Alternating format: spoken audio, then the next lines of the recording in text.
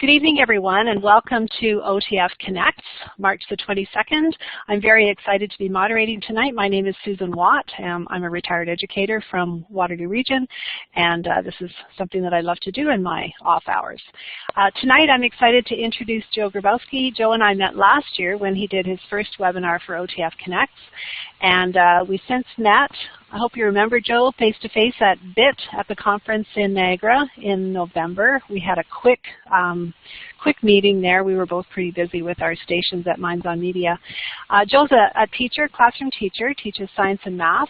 He's founder of an organization called Exploring by the Seat of Your Pants, and last year that was the webinar that he did for OTF Connects, which was fascinating. He had the great honor of being a 2017 National Geographic Emerging Explorer, and I know that as part of his presentation he's going to tell you a little bit more about that. So a really warm welcome to all of you from across the province, and especially to Joe from Puerto Vallarta. So welcome, Joe. I'm going to turn off my mic and let you take over. All right, Susan, thank you so much, and thank you everybody else for joining in today. As Susan mentioned, these are meant to be pretty kind of low-key, so feel free to use this chat sidebar. I'll try and keep an eye out for any questions, or if you do actually want to turn your mic on, I think you can do that too and ask the question. So don't hesitate to do that if you'd like to. So I think I'll get started. I'll introduce myself a little bit. So that's kind of what the first few slides are. So yeah, my name's Joe Grabowski. I'm a grade 7 science and math teacher in Guelph, Ontario. But actually this year is a little bit different, and I'll get to that in a moment.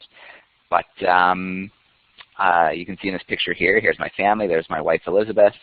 My little guy, Finn, he's quite a bit bigger now. He's 5. And then I'm going to skip ahead one. Oh, there we go. And then this is Nora. So Nora's 1 year old now. And they keep me pretty busy outside of teaching and all of my other responsibilities. All right. So I'm actually just going to back up for just another second. So I have a real strong passion for science, for nature, getting outside, and those are the kind of things that I like to bring into my classroom. So wakeboarding, doing things outside, those are really things that I enjoy to do. I first realized that I wanted to teach in 2007. So I graduated from the University of Guelph, and I was studying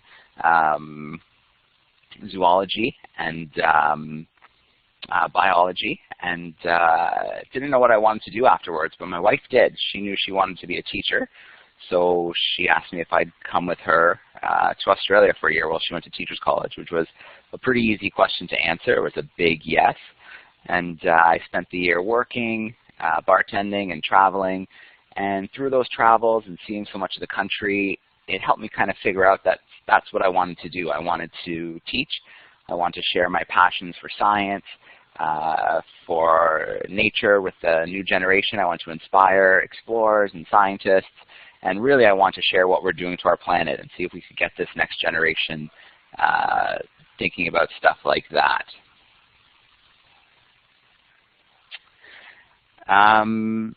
So yeah, I came back. I went to Nipissing University in North Bay for Teachers College, and was able to find a job fairly quickly after that, teaching at St. John's School in Guelph, Ontario. And funnily enough, that's the school that I went to growing up. So I teach at the school that I attended as a child, which is pretty cool. And there's even a few educational assistants and one teacher still there from that time. My favorite thing to do, other than hanging out with teachers, obviously, and being in the classroom, but if I could be doing something other than that, it would be scuba diving. So I was just in Dubai last week for the Global Education and Skills Forum, and I got to do some diving there, which was pretty incredible. There's just a quick few pictures, so green sea turtle on the Great Barrier Reef. You can see the colors are quite beautiful.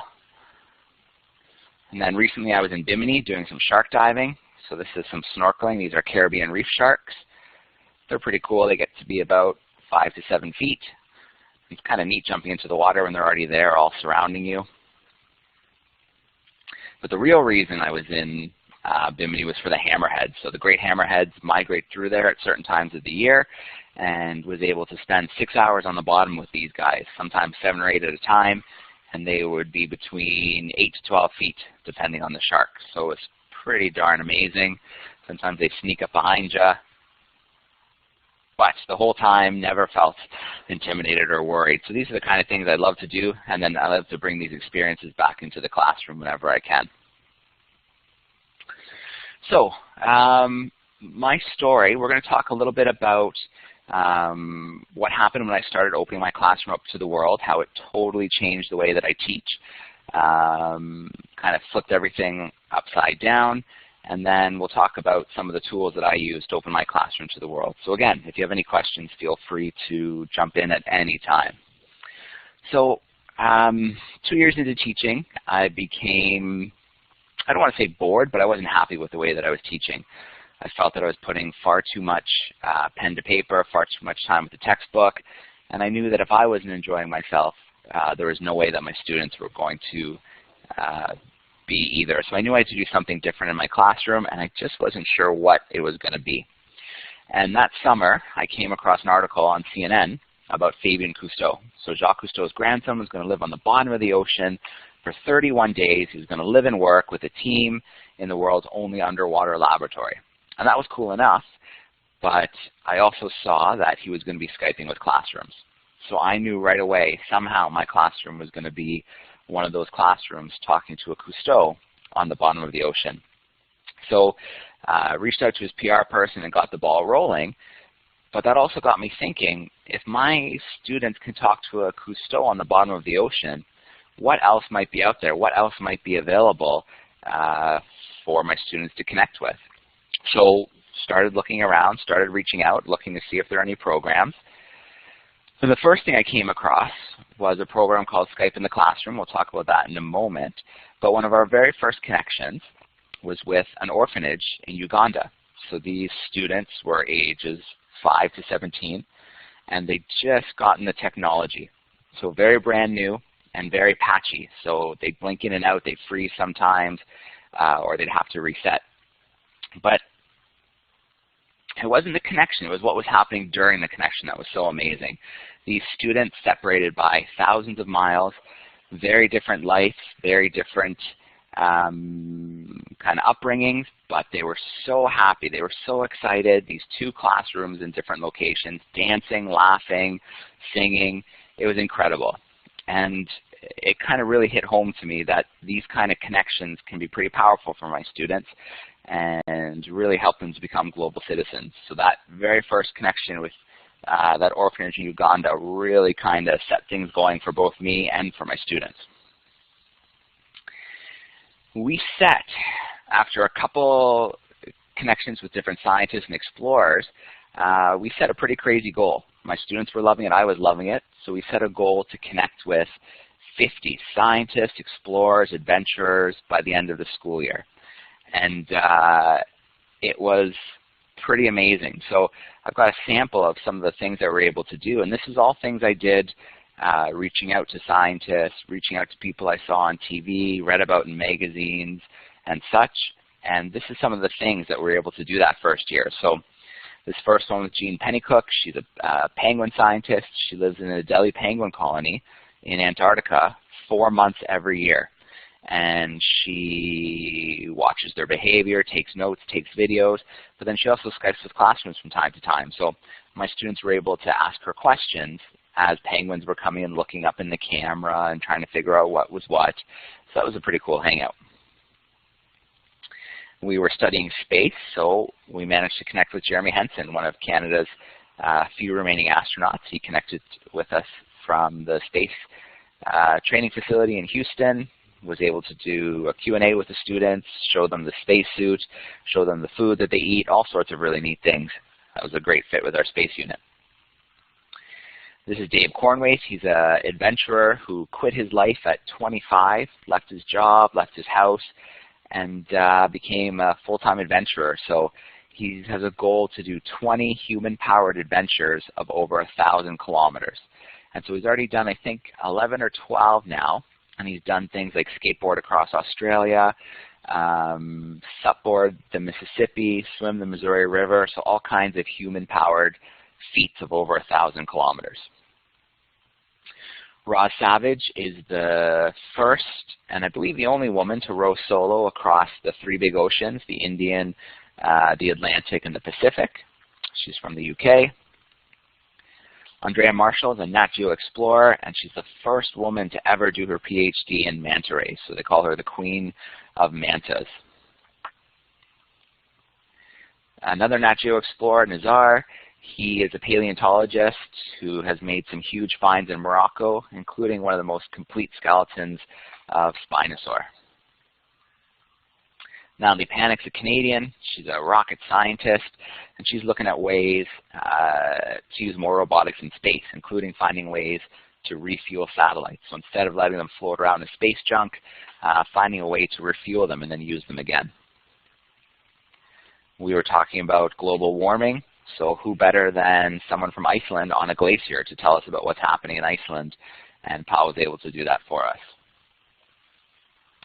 Geology, we had Hugh James and his team in Italy, Mount Etna, and as he was teaching us about geology, the volcano is blowing ash in the background, which is pretty awesome. And lastly, Shah Selby, another Nat Geo explorer, already had a hard enough job as a rocket scientist working on propulsion for satellites, but decided he wanted to focus on conservation technology, so using drones and other equipment for conservation to protect fisheries, to protect forests and things like that. And in fact, we just had a call with him from the Congo recently, and we'll talk a little bit more about that as we progress. So that's just 10 out of the 52 connections we had by the end of the school year, that first year, and I hope you can see why I was hooked and why my students were hooked. The people we were able to talk to, the experts in their fields, the places we were able to visit, all without ever leaving our desks. My students got to learn so much, and in fact, this next slide, I talked just a little bit about a few of the things I saw in those first few months. The first one was the student engagement. So I was teaching grade 6 at the time, had a group of students who weren't too keen on science and weren't shy about telling me that science wasn't one of their favorite subjects, but things started to change as the year went on. Students started to tell me they were looking forward to science class, that they could see why I liked it so much, why it made me so excited, and many of them were starting to say that science was now their favorite subject, so that was pretty exciting for me. I used to start hearing a lot from the parents who would say, you know, so-and-so would come home from school so excited, telling us about the connection that we had. They dragged them to the computer and they could replay them sometimes, or they could research and dig deeper and learn more about the scientist or the explorer. And so that was pretty rewarding, and that was exciting for the parents too.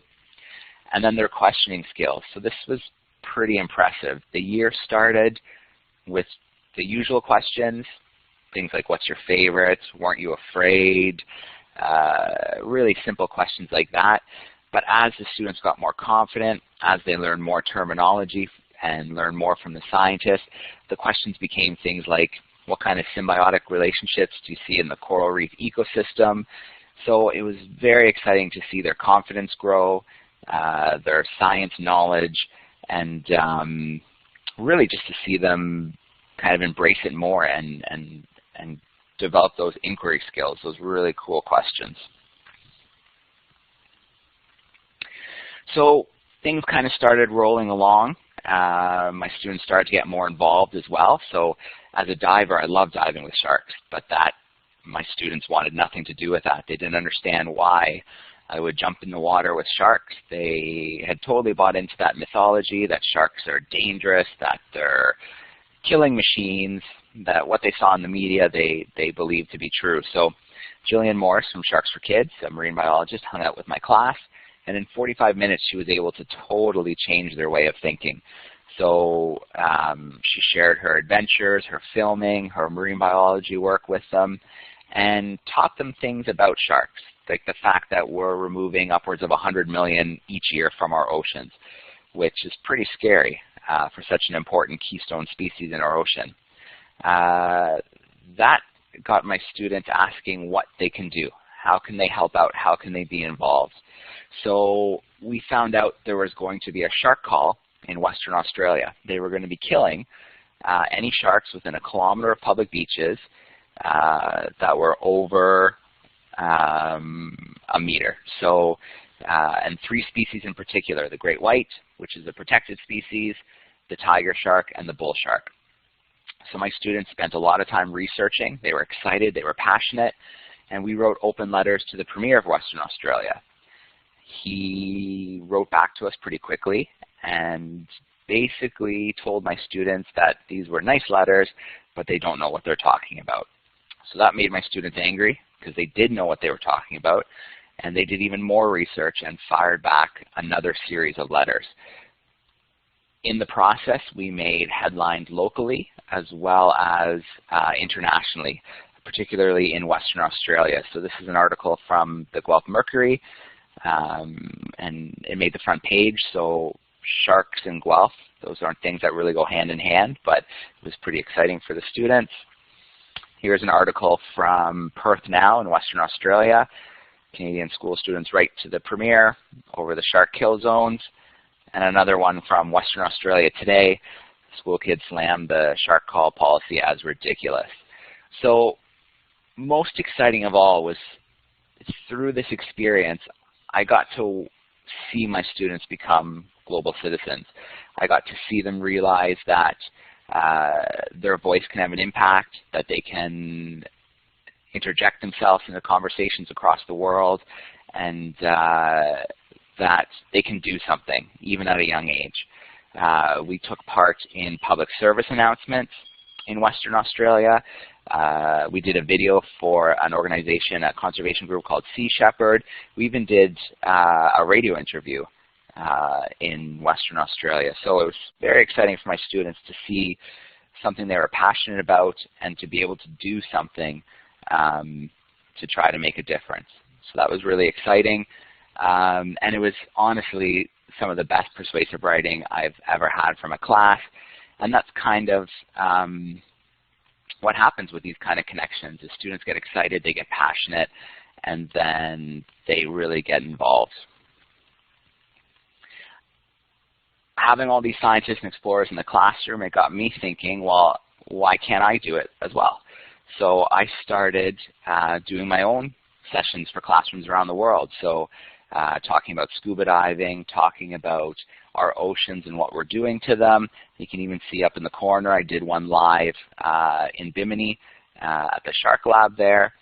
And I'd be getting up at midnight, at 3 in the morning, at 4 in the morning, connecting with classes in India and Argentina, Ireland, the UK, classes all over the place to do these hangouts. And it was a lot of fun. So a little groggy sometimes, but worth it in the end when you see the students learning, asking really great questions, and getting excited. The learning spilled out of my classroom. I started a guest speaker tour in our school board called Question.Explore.Conserve, which is run for 4 years. The first year, we brought 3 of the marine biologists from Sharks for Kids to Guelph, and they toured all 20 schools and reached over 8,000 students. The next year, we did a split tour. We had Emily Penn from the UK, an ocean advocate and adventurer, talk to the high schools, and then Travis Steffens, a primatologist who studies lemurs in Madagascar, toured our elementary schools. And then recently, James Ketchell, an adventurer from the UK with a pretty amazing story. A few years ago, probably more like 10 at this stage, he was in a really bad motorcycle accident. Busted up his legs pretty bad, busted up his arm, and the doctor essentially told him, you need to be prepared for a pretty sedentary lifestyle. You're not going to be able to do the things you used to do. He countered that by rowing solo across the Atlantic Ocean, by climbing Everest, and then cycling 18,000 miles around the world. So talk about a great speaker to talk about resilience and taking risks and overcoming failure and odds. So pretty awesome.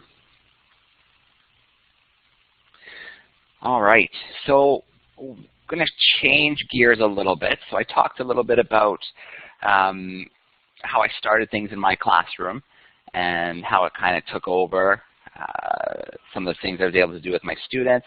But now I want to start talking a little bit about some of the programs I use, and also one program in particular, Exploring by the Seat of Your Pants, which I'm quite fond of, and I think you'll see why in a moment. So when I did start making these connections with my classroom, I used Skype in the classroom, and many of you may be familiar with it. It's if you want to look it up, it's Skype in the Classroom, should bring it up in Google. But essentially, there's a few things you can do. You can collaborate with other teachers in classrooms around the world, projects and things like that. You can find some guest speakers to invite into your classroom for kind of that one-to-one Skype experience. And then they also have some virtual field trips. So it was a great platform to start off. And in the next slide, we'll talk a little bit more about some of the things you can do. So I don't know if anyone out there has played Mystery Skype before. If you want to pop it into the chat sidebar, just so I know you can still hear me too, because I've been hearing my voice for a long time now.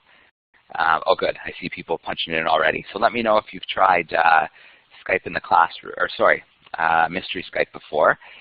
But essentially, it is a really fun geography game you can play with your students. So you find another teacher somewhere in the world, sometimes even locally. It's fun to really confuse your students.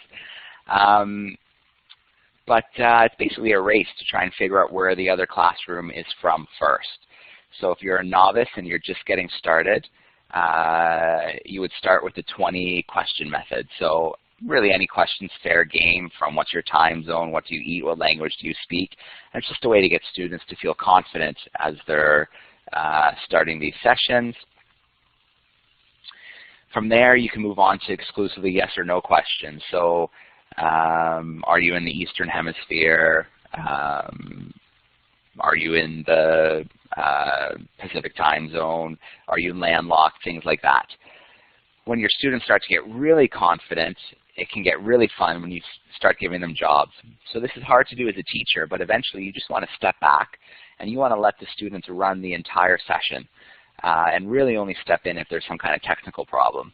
And you give them jobs like the greeters, the closers, the people who do the introduction, the questioners, the mappers, the note takers, the live blogger, the pictures, you know, all kinds of jobs that you can give your students. You can have them do the jobs for a while or switch them regularly, whatever is easier.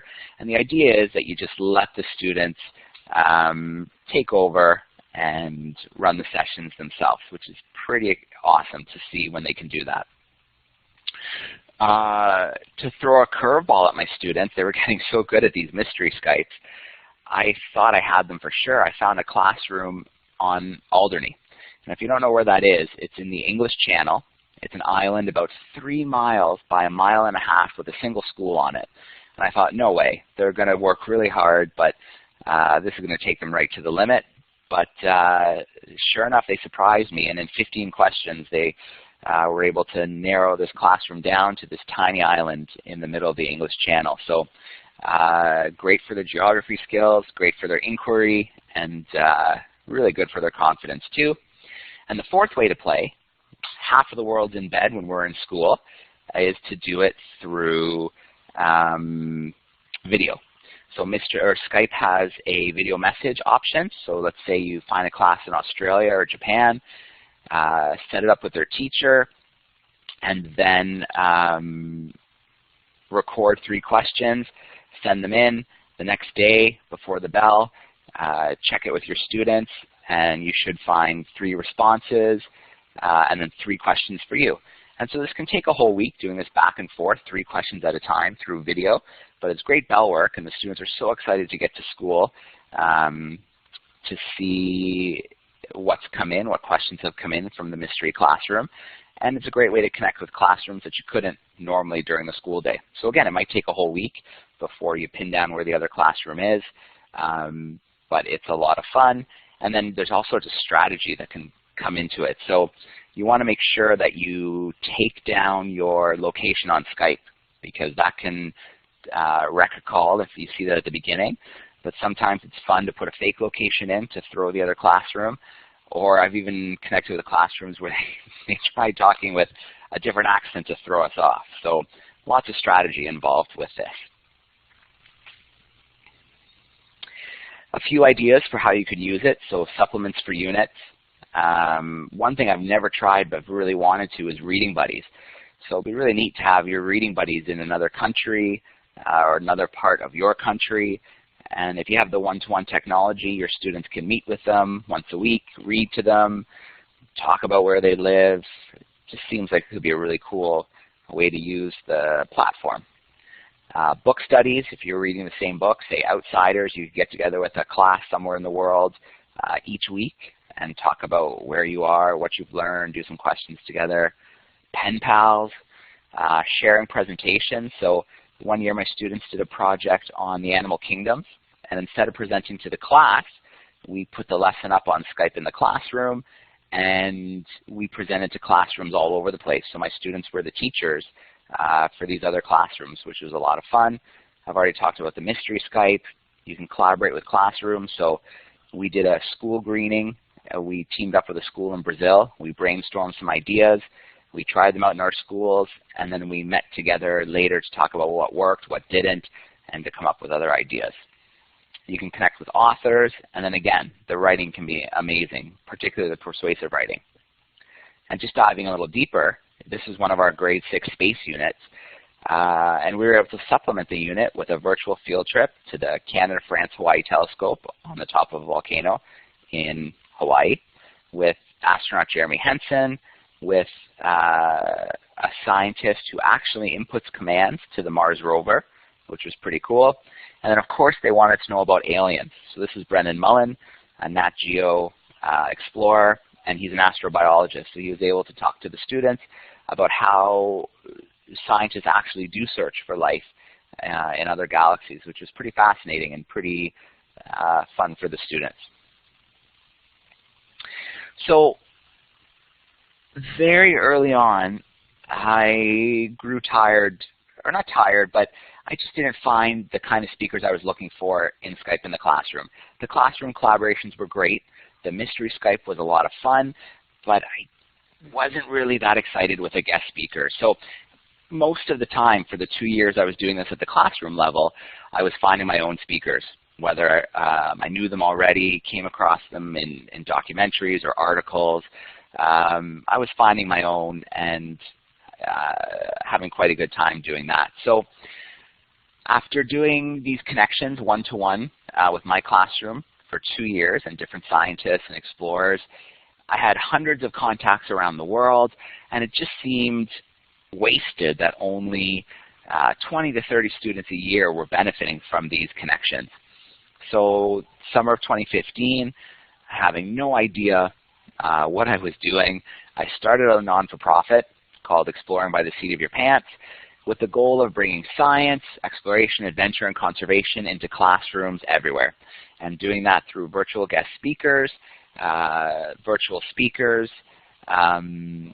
the virtual field trips. So it's been off the ground for about 2.5 years now.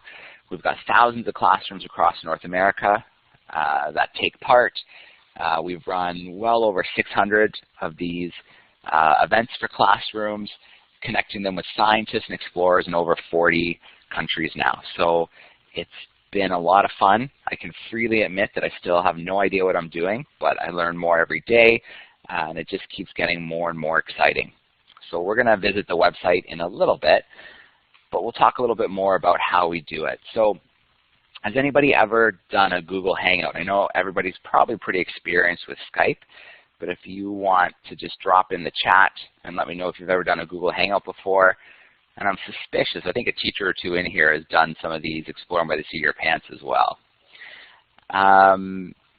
Anyways, so it's Google Hangout on Air, which is migrated over to YouTube Live now. But I use Google Hangout because it has a way bigger reach than Skype.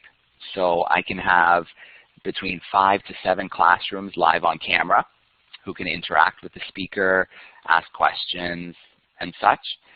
Then they stream live via YouTube, so any classroom or individual could choose to watch that way. And then they record to YouTube. So there's a library of these events that are growing by the day that classrooms can view at any time if they so desire.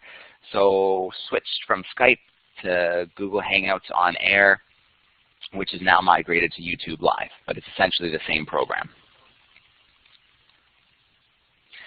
We've got all sorts of great partner groups around the world, like National Geographic, Canadian Geographic, institutions like the Turtle Hospital, Ripley's Aquarium in Toronto, Sandcob, which is a penguin rehabilitation center in South Africa. But on top of these partner groups, we work with tons and tons of individuals, individual scientists, individual explorers, conservation groups, ranging from big name scientists like Fabien Cousteau to your PhD students who are studying really cool things and just finishing up their schooling. So really it's a wide range of anything that fits under that umbrella of science, adventure, exploration, and conservation. Just a few pictures of classrooms in action. So you can see sometimes they use their one-to-one tech, sometimes they'll research, look for questions and such as they're going along. It's just a quick screen grab. You can see one classroom is on the main screen at the moment. You can see Amy Vitale in the corner. She's the speaker. And then all the other classrooms are in their little boxes at the bottom. And when a classroom, it's their turn to talk, they take over the main screen, which is kind of cool. So most Hangouts are about 45 minutes. The first 20 minutes or so, the speaker will share a little bit about who they are, what they do, their research, their adventures, their conservation work. Very easy to share screen or share their location. And then the remainder of the time is a Q&A where we visit the classrooms and we give them a chance to ask questions and get to know the scientists and explorer a little bit. A huge favorite is the Sea Turtle Hospital in the Florida Keys. We have to run this one several times a month. We just can't seem to run out of interest. This one is a lot of fun for the classrooms, and they get to meet sea turtles, learn about what's happening to them, and learn about how they can help out as well. And then, it's interactive. Classrooms get excited. They get involved. And then, we get to do some things that are pretty out there. So this is George Karunas. He's a Canadian adventurer and explorer, a good friend of mine, and one of our board of directors as well. And so he likes to chase tornadoes and hurricanes. He likes to lower himself into volcanoes. He likes to show people the power of the earth, which is pretty awesome. Early on, I challenged as well our scientists and explorers while they're in the field to shoot little video clips. To promote their talk or to promote what they do. Just something simple like I'm so-and-so, here I am in this location, exploring by the seat of my pants or something like that. And George threw one in pretty quickly at the beginning that I don't know will ever be topped. So Susan, I don't know if you can throw this link into the chat bar so teachers can just click on it. Oh, there you go. That was easy. So it's about 20 seconds. So check this out, and then let me know in the comments what you think of this video, and if you think a scientist or explorer is going to top this one anytime soon. So take a moment and check out this YouTube clip that George was nice enough to make for us.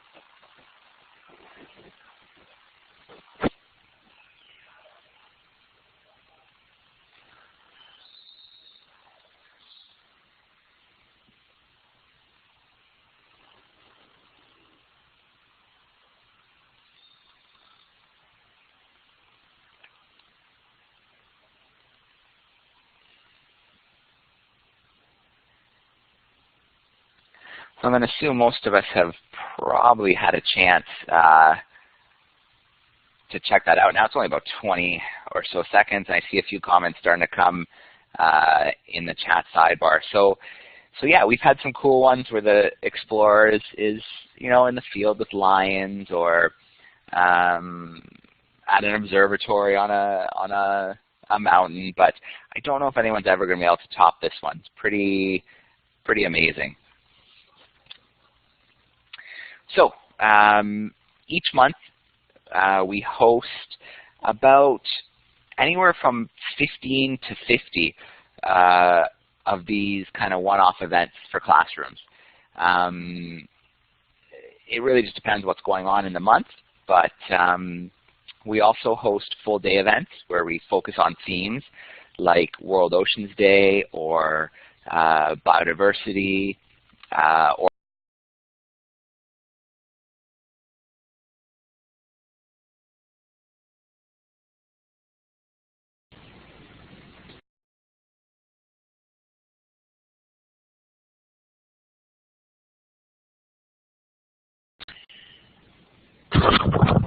I think Joe is having, yeah, Alyssa, it looks like Joe's having internet issues. Joe, I can see that in the panel. So if you can hear me, I might suggest, yeah, okay, Joe's gone. So he'll be back in shortly. Hopefully it's just a blip and he'll be back in and continue on.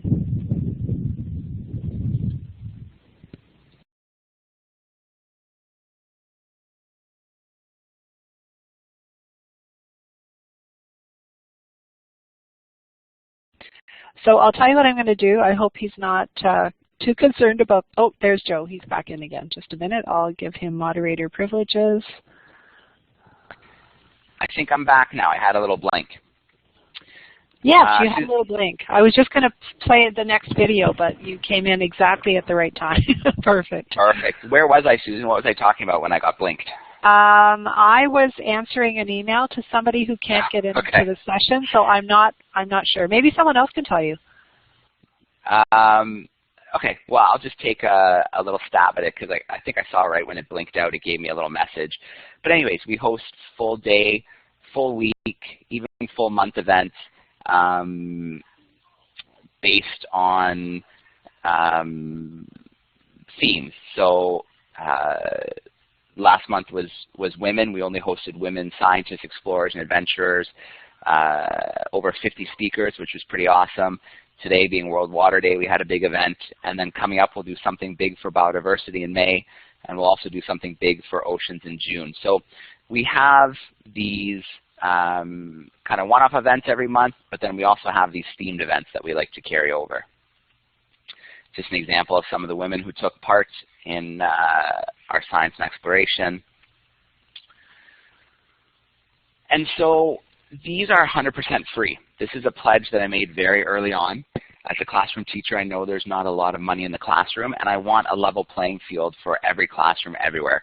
I want them to be able to take place as much as they want, whenever they want, and not have to worry about paying for the event. So it makes it a little difficult. All the money that we raise has to come through sponsorships and through grants, but I think at the end of the day, it's worth it. So our first big success was in 2016. There was a cross-Canada search for innovative learning projects from the Canadian Scholarship Trust, the Inspired Minds Learning Project. And 300 different organizations put a project in. There was a 2-week voting period, and we made it to the top 10. And from there, you can see there was a celebrity judging panel, and we were the unanimous choice for the $100,000 grand prize. So that money went towards a brand new website, which just launched about a month ago, and we'll visit that shortly. And then the rest of it has gone to a pretty cool project, something I'm pretty excited about. So early on, I wanted to find a way to bring the most remote places on the planet into classrooms, places that have never been broadcast from before, places where there's no internet, places where there's no cell phone signal. And I found satellite BGAN units. So these things are the size of a textbook, weigh between 3 to 7 pounds, and we send these with scientists and explorers into the field. They point it at a satellite. They wirelessly connect with their cell phone or their laptop, and then they can video broadcast through the Google Hangout from anywhere on the planet pretty much. So we've had them all over the place. We've had them in the Bahamas, in Belize, on the most isolated coral island on the planet, Clipperton Atoll. We've had them in Borneo. We've had them in the Congo. We've had them in Mozambique, all over Africa. We've had them in Colombia. So the units move all around the world, and different scientists and explorers use them to broadcast from the field and to broadcast things in the classrooms that never have been before. So, for example, right now we have a unit on its way to the Boiling River in Peru. Shaw Selby just had one in the Congo for us and broadcast from the middle of the Congo in Africa. We've got a unit in Mozambique right now, and then we've got a unit that was just in Borneo and has made its way to Honduras and is broadcasting from Honduras. Actually, there'll be a little Facebook Live event tomorrow, which will be pretty cool. So it's wildly expensive. The units are expensive and the satellite time's expensive, but it allows us to do things that weren't possible before and to really get students excited and show them places with the scientists there in the field. Our very first one ever was Blue Holes National Park in the Bahamas with Kenny Broad and Jill Heinerth. Jill Heinerth is a legendary Canadian cave diver and explorer in residence with the Royal Canadian Geographical Society, and they were 3D mapping these blue holes, these deep, deep caves underwater in the Bahamas, and then they're building them in augmented reality for classrooms to use. So we were able to do 2 connections from the field. They had paleontologists and ecologists and the divers and the people working on the VR and the even classrooms from the Bahamas who joined in. It was pretty amazing to start off that way, and it really was a great proof of concept for the project. And in fact, there's this little clip here. It's about 2 minutes and 25 seconds, but I think it's worth watching. It shows them in the field, and then it shows them a bit of the hangout on their end and give you a little feel for what they were doing and the kinds of really cool science and exploration that we're able to bring to classrooms. So check this out. It's about 2 minutes. After you've had a chance to view it, please send me, start sending me some of those chat texts so I know that we can start thinking about moving on.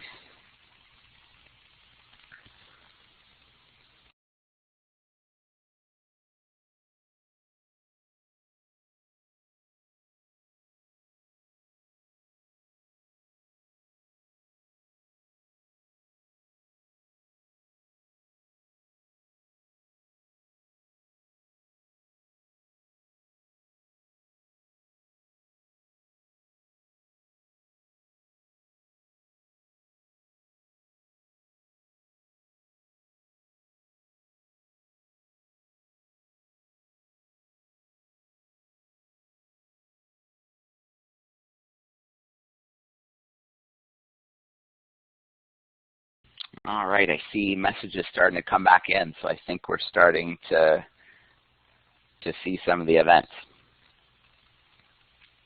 So you can see there was a wide range of experts, even other students hanging out, and then they got to see different careers, different role models, an exciting place,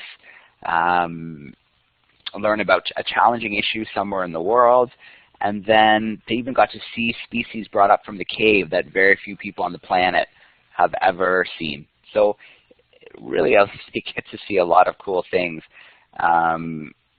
when they take part in these events. So a few things we're playing around with and we're slowly starting to do more of. One is on-call events. So you never know when something really cool is happening in the field. You can't predict when a lion will be being darted and then collared. You can't predict when a shark will be caught and tagged. So the idea with these on-call hangouts is that teachers know something could happen that day.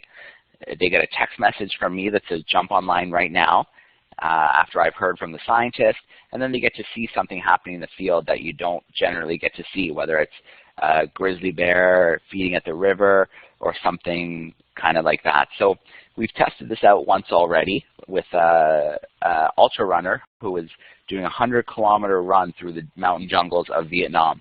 And he had a BGAN unit with him, and along the way he'd stop at different rest stops and update classrooms how he was doing and such. So classrooms waited for the message and then jumped online when the time was right. Another thing we're going to start doing is some 360 events. So events that teachers can either watch with their classroom and move the screen around, or they could even use the VR goggles. So this will have to be through Facebook Live because YouTube Live can't do the Live 360 yet, but I think it'll still be a neat experience when we try our first one, which could be as soon as next month. So I'm really looking forward to trying some new things to really immerse classrooms in new spots in the field. And then Exploring by the Seat of Your Pants really is a passion project. I have some amazing hosts, university students, as well as people who have graduated from various science programs who do this for the experience, who do it because they're passionate and excited and volunteer to host. So we haven't had time yet to develop much curriculum, but with teachers being so amazing, they run with these Hangouts themselves. So a lot of teachers keep explorers or adventure logs, and they will kind of write down their new learning questions. They'll use them to dig deeper in research afterwards. They'll start projects. They'll do art up in the left-hand corner. We work with the Aquarius Reef Base, which is the only underwater laboratory in the world. And when scientists are down there, we'll do a hangout. And you can see this kindergarten classroom turn their classroom into an underwater reef base and spent the whole week being aquanauts. The persuasive writing is incredible. So in the right, you can see this thing about the crabs. Amanda Cotton is an amazing underwater photographer. She travels all around the world. And she made the mistake of telling students she loves all marine creatures except crabs. And so sure enough, the next day her inbox was full of persuasive writing from classrooms trying to convince her to give crabs another chance. And some of the reasons in the research were great, and some of them, like this example here, were just pretty darn funny, and I guess it's a pretty solid point about BFFs and mermaids. So all kinds of projects and always getting new things from teachers and new ideas that they come up with. Even art projects like this sea turtle recycled material in the bottom. So they do come up with some really great ideas, the teachers in the classrooms. All right, so now we're going to go visit the website. So hopefully you can still hear me while you do it, because I'm going to talk about the website a little bit just to kind of highlight a few things. So keep the sound on if you can, but essentially it's exploringbytheseat.com.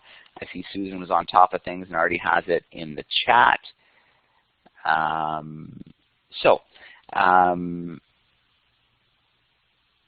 If you get to the website, you'll see the home page has some of the featured events coming up. And anybody who's on right now, and if you're available on March 23rd at 10:30 or March 26th at 10:30, sign up for a camera spot with Paul Salopek. You will not regret it. He is a National Geographic explorer. He is on a decade-long walk, walking the route of our ancestors, of the human migration story. So he started in Ethiopia several years ago. He's now up around Pakistan, and he still has years and years to go, doing slow journalism along the way, meeting people, talking to people, documenting their stories. And at the end of this epic journey, he will be at the tip of South America. And he's still got 5 or more years to go. And every once in a while, we're able to pin him down for an event out in what he calls the global classroom. And he is incredible. You can check out some of his past events.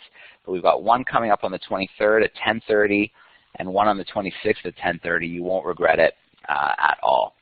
So as you scan down, you can see things like the map of where we've done Hangouts. you can see the spot to sign up for a newsletter. If you're not a member of our newsletter already, take 30 seconds, add your name and email, and sign up for the newsletter. We usually put out between 2 to 3 updates a month because things are always changing. Things are always coming up last minute. In fact, we're doing a hangout from Honduras tomorrow with one of the BGAN units. I haven't announced it yet. I'm going to put out a mini newsletter tonight, and we will be talking to Justin Grubb, a wildlife filmmaker who's down in Honduras. He'll show some cool conservation gear. He'll be on the beach in Honduras, and he's going to do a hangout for us tomorrow. I believe it's around 12 Eastern, but I'll have to double check that. Anyways, I'll be posting something about it tonight. So if you go to the drop-down menu, you will see the lessons. And you can see the lessons all listed there. You can see how many camera spots are left if you want your classroom to be live on camera. But if you click on an individual lesson, you'll see that there is a description. There's a sign-up spot if you want a camera spot, and they're available. But there's also a red button called Stream. So you can just hit that button when the Hangout starts and watch the event live right from the website. So if you didn't get a camera spot or weren't interested in one, you can watch it live that way. So it was all about making it easy for classrooms to use. So if you want to stream it live in your classroom, you just hit that stream button at the right time. If you want to watch a past event, you can go to our YouTube page, Exploring by the Seat of Your Pants, and find past events there. And a camera spot is just one more step. You click the sign up button and you see there's a Google form. Enter your details and you'll get an email from me that says, yeah, we have the spot, or no, the spots are full. And then from there, 15 minutes before the event begins, I will email you a special link, and click that link and it'll take you right into the Hangout. So definitely sign up for the newsletter. Definitely take a look at a lesson page to see where you can stream it. You can even, there's little buttons you can share on social media an event. You can put the event right on your calendar. Really try to make it as easy as possible for teachers to use, register, sign up, get the information, and get into the Hangouts. And I do tons and tons of test calls with new teachers as well to make sure they're comfortable with the technology and they can get in easily and not worry too much. There's also the BGAN page. Each of our BGANs, we have 4 units now, has a name of a different scientist or explorer, and you can track their journeys around the world. And in fact, I need to update our 4th one, and some of our other ones have moved recently, so I need to update the location of those units now. So obviously any questions about the website, don't hesitate to fire away in the chat sidebar, or when we dedicate a little time at the end of the Q&A, you can go ahead and ask some questions there as well. So moving on from the website, we're going to talk a little bit about more opportunities. And so the first one is with National Geographic. I've had quite an adventure the last couple years with them. Quite a lot of fun things have happened, and there's a little YouTube clip just to kind of get you in that National Geographic spirit. And Susan's got it up for us. And if you don't mind, just start sending me a couple messages. It's only about a minute, and that'll just let me know that we are good to continue.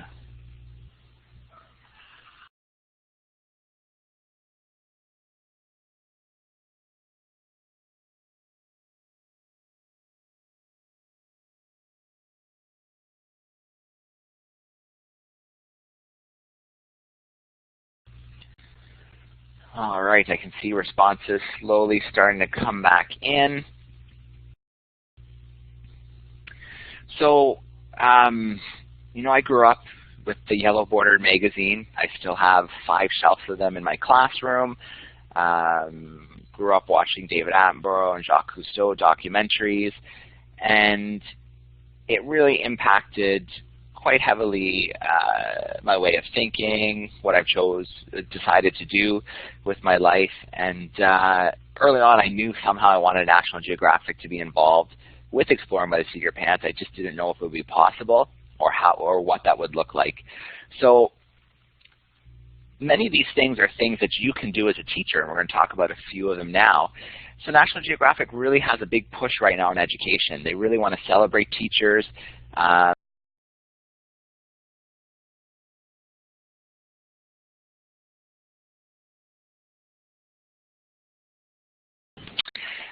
Joe, we can't hear you again. Did you get a, yeah, he's got the same issue as last time. So hopefully, yeah, hopefully he'll be back in as quickly as he was last time. Do you remember his last words? Anybody? Something about teachers.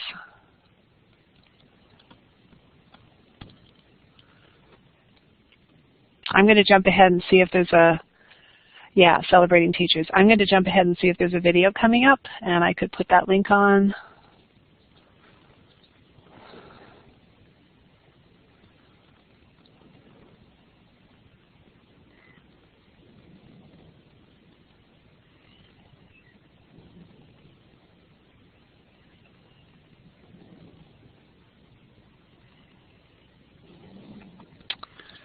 Okay, well, I'm back.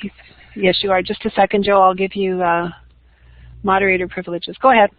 Thank you. All right. Sorry, guys.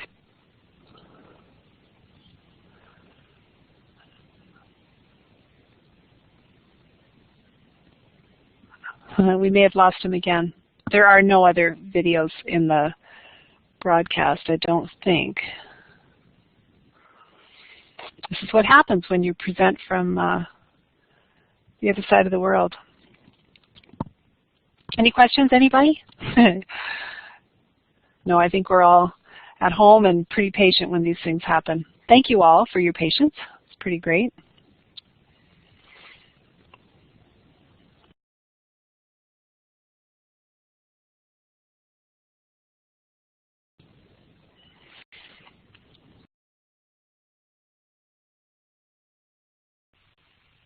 Boy, that was fast that time. It is the ultimate, yeah, I don't know why we blinked out again, but hopefully it'll stop that. It is the ultimate professional development activity, the Grosvenor Teacher Fellowship. So every year they select 30 to 40 teachers from around North America. You're brought down to headquarters to meet and go through workshops. And then from there, in pairs and groups of 3, you're sent on expeditions around the world. So some teachers went to the Arctic, some went to Antarctica, others went to, or I myself was sent to the Galapagos for 10 days. So you can see we have, this is the group of 30 teachers who I met in Washington. And then down in the corner, there were 4 Canadian teachers that year, which was pretty awesome, 4 out of the 30. All right. Susan, you're still able to hear me okay?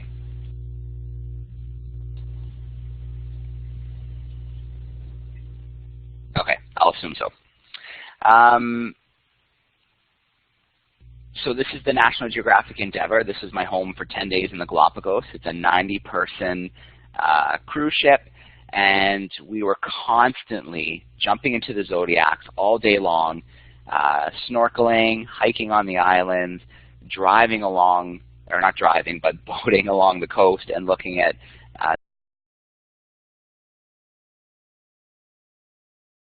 the amazing animals. You can see just a small selection here, from snorkeling with the sea lions, the marine iguanas, the sea turtles, the tortoises, the iguanas, on and on and on and on. It's just an incredible experience. So it's going to open up again in October, November, the application process.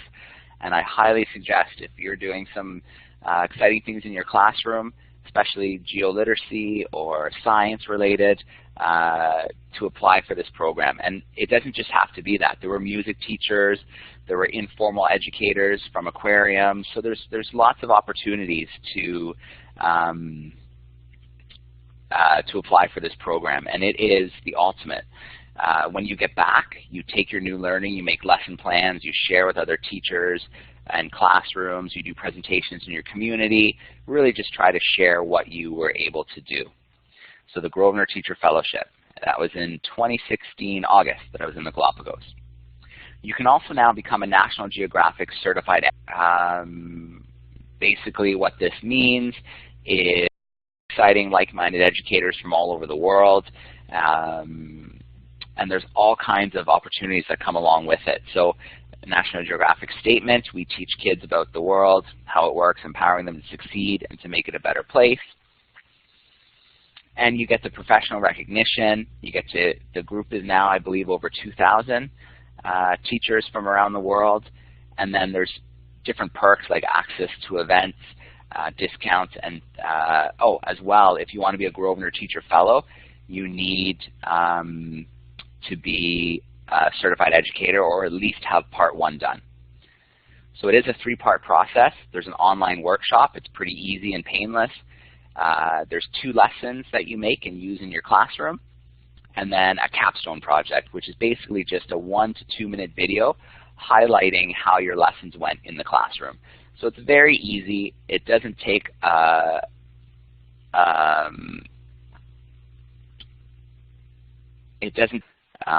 my end. The program I started with National Geographic is called Explore Classroom. So this is essentially exploring by the seat of your pants, but it is exclusively hosting National Geographic Explorers and National Geographic grantees. So you can see a few from the past. Mike Lebecki, who's on a mission to do 100 expeditions. I think he's on about 70 right now. Paul Salopek, who I mentioned earlier, who is walking around the entire planet. And then the Joberts, Beverly and Derek, who have been filming in Africa for over 30 years. Just an example of some of the caliber of explorers we get to hang out with through this National Geographic Explorer Classroom. We do fun events. So in October, we did a behind the scenes where we did a whole series of events featuring people who put the magazine together, people who build the technology for the explorers and photographers. We even did a live Facebook from 2017.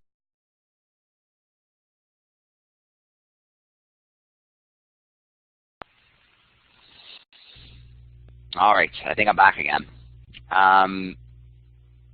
Luckily, we're getting to the tail end. Well, the internet's not cooperating, but hopefully we can get through the last little bit. So I was mentioning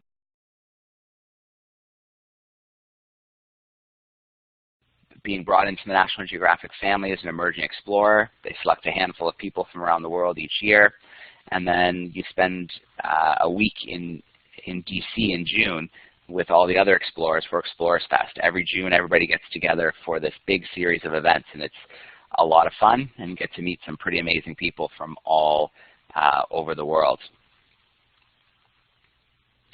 Another thing that will interest you is the grants. So National Geographic now does grants for educators. So if you go to the search National Geographic grants, you'll find all the information and applications.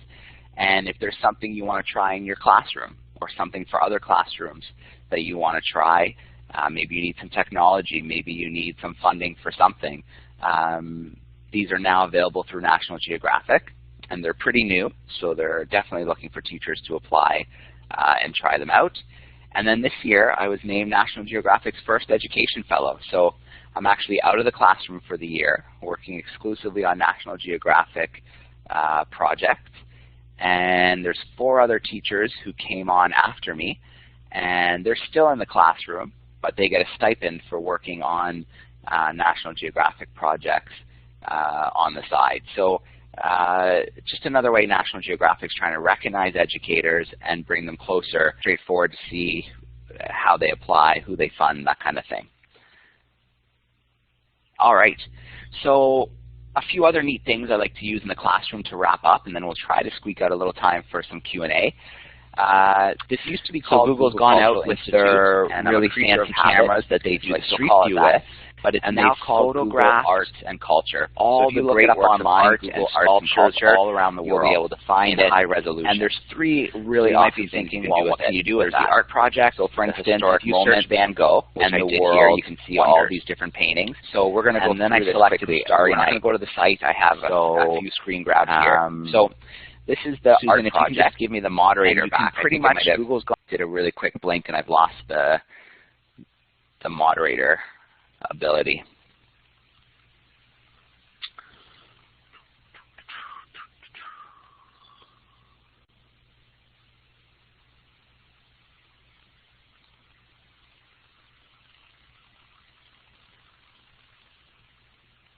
All right, so while I wait for the moderator ability to come back, I'm sure it will shortly.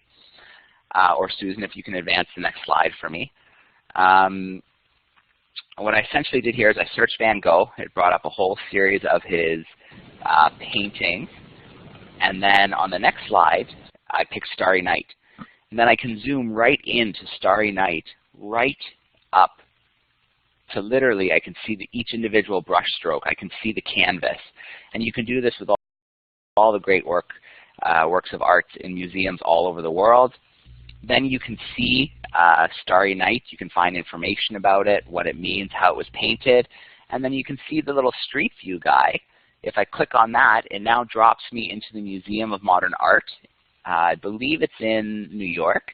And there it is hanging on the wall. And then I can go on a virtual tour of the museum and check out all the other paintings, go to different floors. So it's really a really cool art tool to explore all around the world with. Historic moments now. There's everything from Nelson Mandela to World War II. And basically they go out and they find artifacts and the locations and pictures and interviews and such, and they compile it all in a really easily usable way. So World War II, for instance, you're able to say pick D-Day, and then you can go through videos and pictures and letters, meet different troops and find different historical pieces, and it's a really neat thing to explore and see what's there and what could match your curriculum, especially if you teach something like history or geography. And the last part is the world wonders. So again, Google's gone out with their really fancy cameras, and they've done the Street View of all the UNESCO World Heritage Sites around the world. So you can drop right in somewhere like the Taj Mahal and then go on a virtual adventure with your students. So Google Arts and Culture, it's so much fun. Sometimes on a rainy day, or if a lesson doesn't go right and there's lots of time, I'll let the students jump on here and give them a little assignment, or find this, or go here, or find 3 neat things related to what we talked about today. So it's a really cool site that you can use to explore with your students. You may have heard of Google Expeditions. This is becoming more popular in classrooms. Essentially, Google has a whole series of field trips ranging from the Great Barrier Reef to the Great Wall of China to different museums and such. And using the Google headsets, the students can immerse themselves into these places, and the teacher can run the tour on an iPad. And this is fun. This is neat. But my goal with Explore My Seat Your Pants is to start doing some of the expeditions in real time, where we can do it in 360 and have the scientists there showing the students what's going on. So the Google Expeditions is fun, students love it, but it really is kind of a one moment in time snapshot. Whereas I'd obviously like to do the live events a little more, find it more exciting. And that's just an example of the Google Cardboard and dropping a camera in. And then the teacher runs the event on their iPad. If you've never used Google Earth Engine before, it has a feature called time-lapse. So if you just search Google Earth Engine in Google, it'll bring it up. And basically they've taken the entire planet, removed all the cloudy days for 30 years, and you can watch the time-lapse. of anywhere on Earth. So you can watch glaciers receding. You can watch the rainforest. You can watch the building in Dubai. You can watch Las Vegas growing as the reservoir shrinks. So this is a really exciting tool that you can use to show your students what's happening around the world in real time, and see how things have changed globally in the last 30 years. So it's a powerful tool, and it's pretty neat. It's pretty fun for the students to use as well. And then Google Earth has been totally revamped. There's all kinds of neat things you can do with it, more 3D, marking places, sending students on scavenger hunts. But my favorite feature to use at the moment is the Voyager feature. So it's in the left-hand corner, and it looks like a ship's wheel. And I picked a story here. Basically, there's all these different stories, and more keep coming online that have video, sometimes have people interviewed, that take you to different spots on the Earth, and you can basically follow these little stories and take these little voyages with Google Earth, and they're adding more and more and more. So this is Coco's Island with Mission Blue, which is Sylvia Earle's organization. If you don't know Sylvia Earle, she's basically the female Jacques Cousteau. I was able to meet her at Nat Geo last June, a hero of mine. She's pretty amazing. And so if you dig deeper into this, you see that a little introduction to the Cocos off Costa Rica. You can see the vantage points where you're going to visit during the little session. And if you go one step further, then you can see as you drop into a part of the island, a video about the scalloped hammerheads, and then more information. So you can walk right through these Voyager stories, and they're all built for you. And there's more and more being added all the time. Okay, so I'm sure you're sick and tired of hearing me talk and talk and talk. This has been a wild ride the last few years, starting this project, seeing it grow, seeing classrooms all over the world benefit. It's changed the way I teach. I would never go back to the way that I used to teach when I do get back to the classroom, and it really is easy. There's so much out there, from the Skype in the classroom to the different Google products to National Geographic to, of course, my personal favorite, Exploring by the Seat of Your Pants. Yeah, I mentioned this month has been a little crazy. This month I've been in 6 different countries, so I'm having a little downtime now with the family before getting right back into things for April. I was just in Dubai. I was a top 50 finalist for the Global Teacher Prize, which was pretty incredible. Got to meet some amazing teachers from all over the world and learn from them and see what they're doing in their classrooms. So it's really neat to see that teachers everywhere are trying this, are trying to open their classroom to the world and turn their students into global citizens and introduce them to those important issues and such. So don't hesitate to reach out. You can see I have my Twitter accounts there, as well as the website for the Explorer Classroom and Exploring by the Seat of Your Pants. But I'll also add the email, explore@gmail.com. So you can see that's the email there. Please don't hesitate to reach out to ask me any questions. Anybody who wants to try something, I'll set you up. Anybody who wants to take an adventure either tomorrow to Honduras or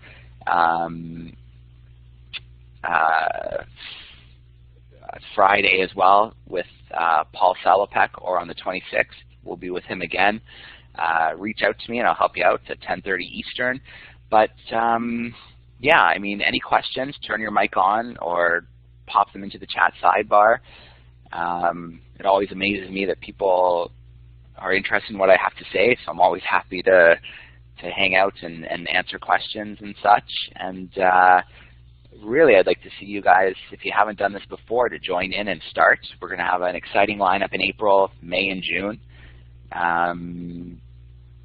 Keep trying to bring more crazy things in the classrooms that haven't been done before. So yeah, again, thanks for hanging out with me. Thanks for listening to me go on for a while.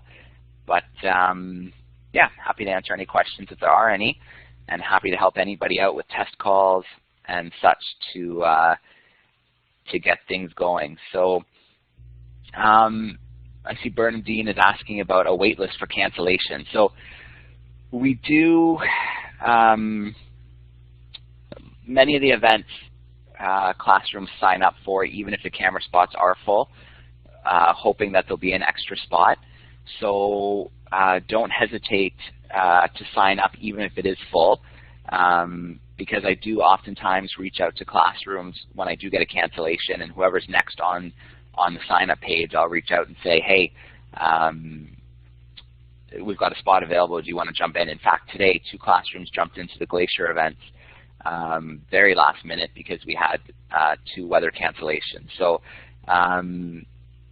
if it is 0, don't hesitate to still sign up for a camera spot, and that's kind of the waiting list. That's kind of where I go if someone does cancel. I'll go to that list and see who still wants to get in. Sorry, Joe, I just took this opportunity while you were talking there to jump ahead a slide and to put a few links in there from OTF. So I think it was Stephanie that was new, yeah, I think so, to OTF Connect. So they really value your feedback. It helps them to drive their programming as well as funding through the ministry. So please complete the feedback survey. There's a link in the chat, but you also get a link automatically as soon as you log out of the session.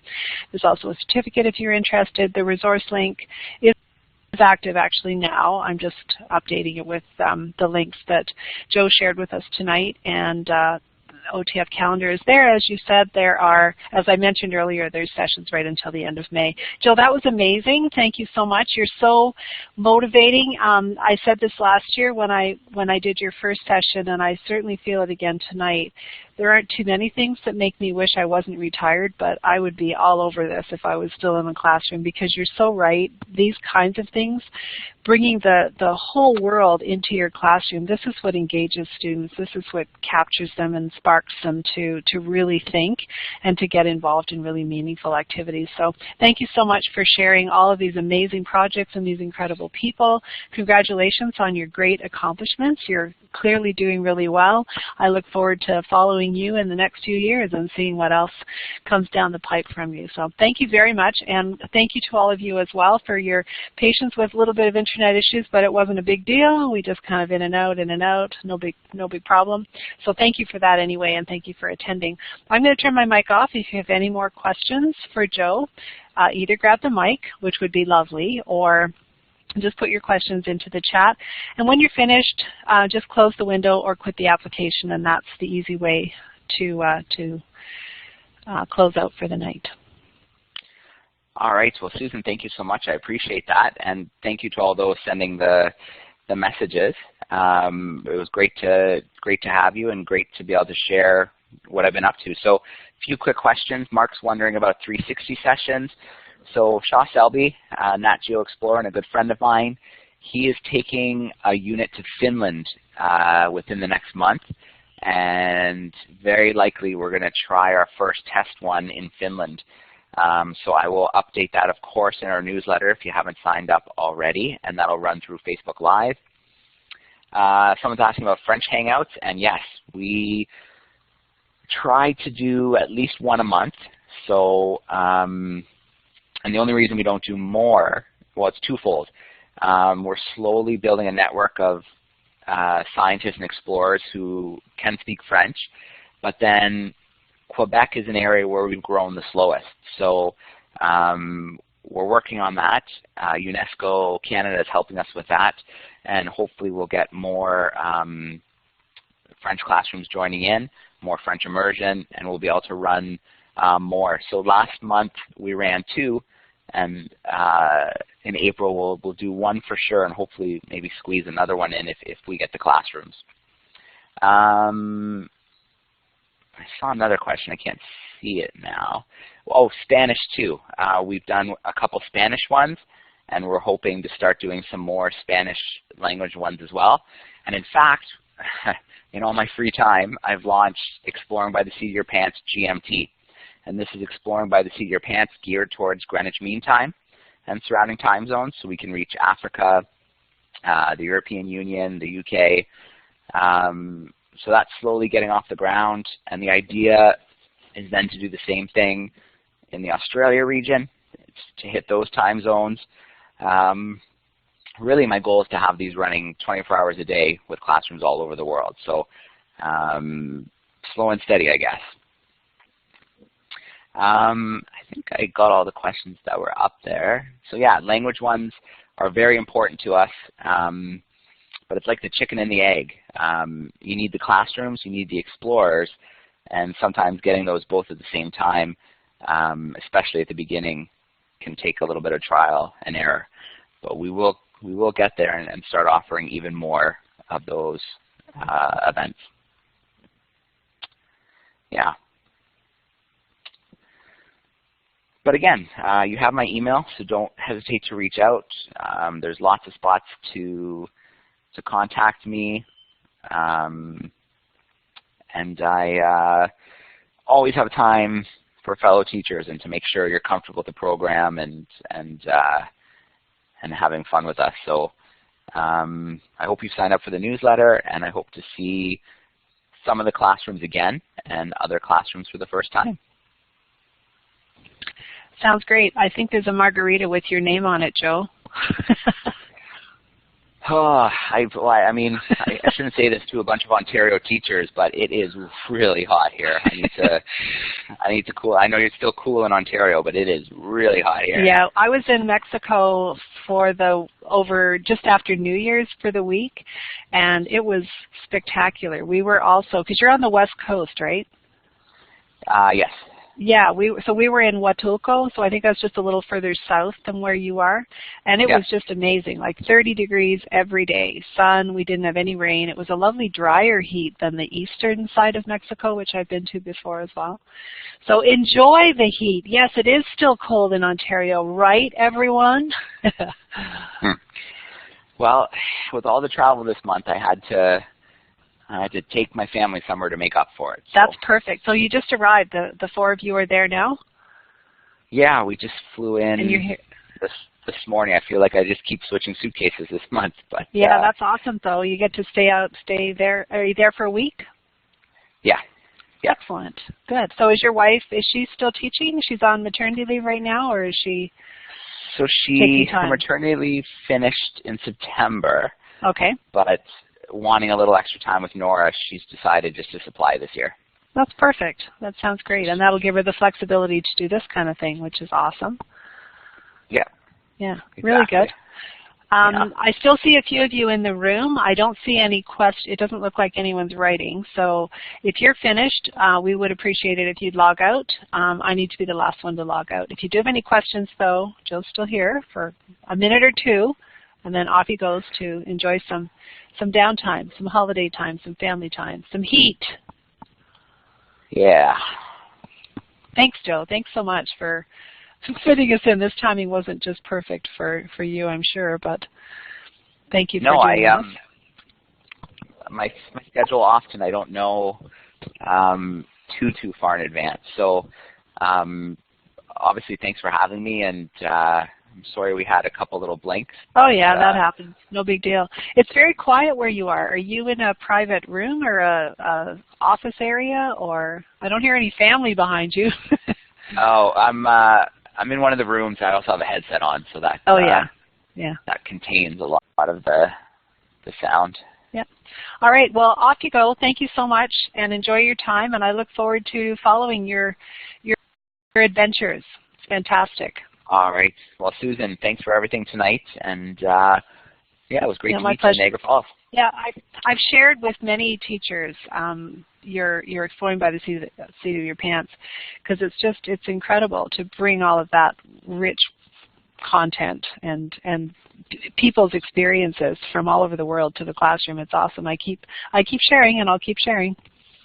Well, obviously, I very much appreciate that. So thank you very much. All right. Take care. Good night, Joe. All right. See ya. MC, are you still there? Do you want to log out?